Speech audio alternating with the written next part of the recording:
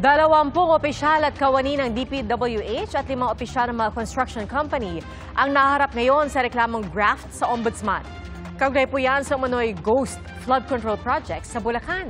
At isa po sa kanila si Engineer Bryce Hernandez na naghain naman ng writ of amparo petition sa Pasay Regional Trial Court dahil nanganganib niya ang buhay niya sa Pasay City Jail. Saksi si Joseph Moro. I'm getting very angry. Idineklara lang tapos na pero walang flood control project na nadatnan si Pangulong Bongbong Marcos na mag-inspeksyon sa Barangay PL sa Baliwag, Bulacan noong nakaraang buwan. Kabilang ito sa pinagbasehan ng Department of Public Works and Highways o DPWH sa paghahain ng reklamong paglabag sa Anti-Graft and Corrupt Practices Act, malversation of public funds at paglabag sa Government Procurement Act.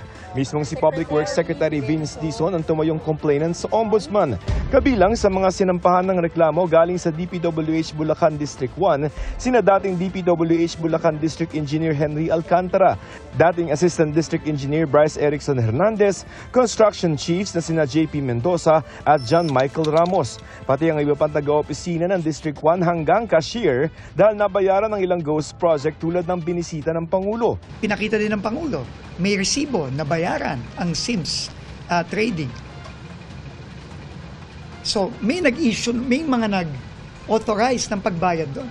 Inireklamo rin ng 5 taga-construction companies sina Sally Santos ng Sims Construction Trading na umaming nag-deliver ng mga kahong-kahong pera kay Hernandez, Mark Alan Arevalo ng Wawaw Builders, Robert Imperio ng IM Construction Corporation, Maria Roma Angeline Rimando at Sara Discaya ng St. Timothy Construction Corporation. Hindi pa kasama sa reklamo ang asawa ni Sara na si Pacifico o Curly Discaya. Si Sara Discaya lang po ang umamin under oath na siya ang beneficial owner ng St. Timothy. Huwag po tayong mag-aalala. Kagaya ng sinabi ko, marami pa to at una pa lang ito. Lumabas sa investigasyon ng DPWH Internal Audit Service o IAS na may sabwatan at paulit-ulit na skema o sistema ang mga inireklamong taga-DPWH sa mga kontraktor para palabasing natapos na ang mga proyekto at makasingil sa gobyerno. Ngayong may nakahain ng formal na reklamo o complaint dito sa Ombudsman, ang Ombudsman ay magsasagawa ng preliminary investigation at pagkatapos ng investigasyon ay maghahain naman ng formal na kaso sa Sandigan Bayan kung saan ito lilitisin. Ang importante dito, maibalik ang pera ng tao. Sinusubukan pang makuha ng GMA News ang panig ng mga sinampahan ng reklamo. Ang abogado ni Hernandez gusto pa raw mabasa ang buong complaint. I haven't seen the complaint just yet. However, my take lang is, have we seen the complete picture? Bakit meron lang agad criminal complaint? And I just want to see sino ba ang respondents dito. Kanina naghain sila ng writ of amparo petition sa Pasay Regional Trial Court.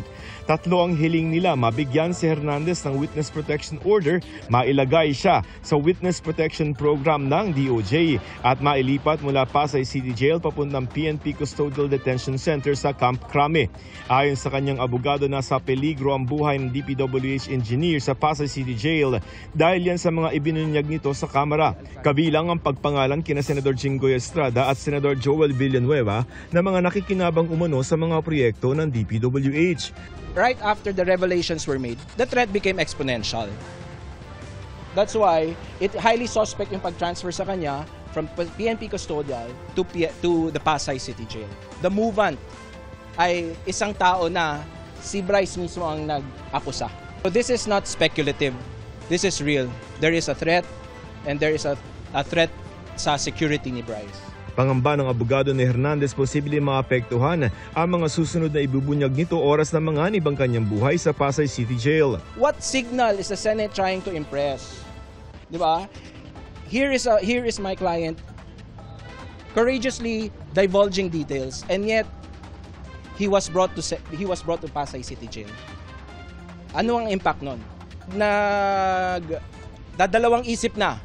He was actually thinking whether what he did nung Congress was a right decision. Magpapadala raw ng sulat sina House Infrastructure Committee Co-Chair at Bicol Saro Party List Representative Terry Ridon para iapila ang paglipat kay Hernandez.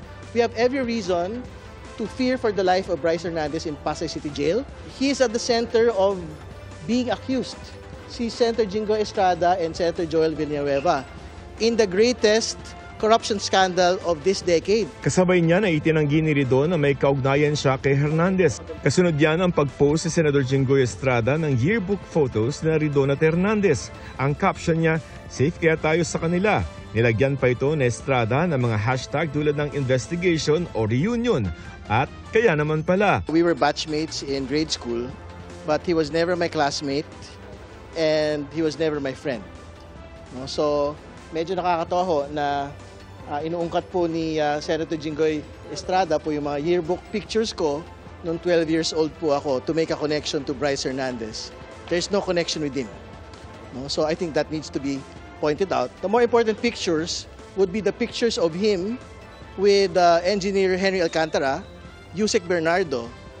Those people worked with his father in the city of Manila. Kukonsulta rin daw si Ridon sa DICT at NPC dahil nakita sa litrato ang address ng kanyang lola. Sa gitna nito, sinabi ni Ridon na bukas sila sakali magbigay ng testimonya sa House Committee sina Senador Estrada at Villanueva. Pero nilinaw na hindi nila iimbitahan ang dalawang senador. We don't want to break interparliamentary courtesy, but they are free to go to the Infracom if they would want to. Para din ho, sila po yung magbigay ng kanila pong pahayag. Pero we will not break it. So sila na lang po yung magpasya kung gusto po nila magpunta o hindi. Para sa GMA Integrated News, ako si Joseph Morong, ang inyong saksi. Mga kapuso, maging una sa saksi. Mag-subscribe sa GMA Integrated News sa YouTube para sa iba't ibang balita.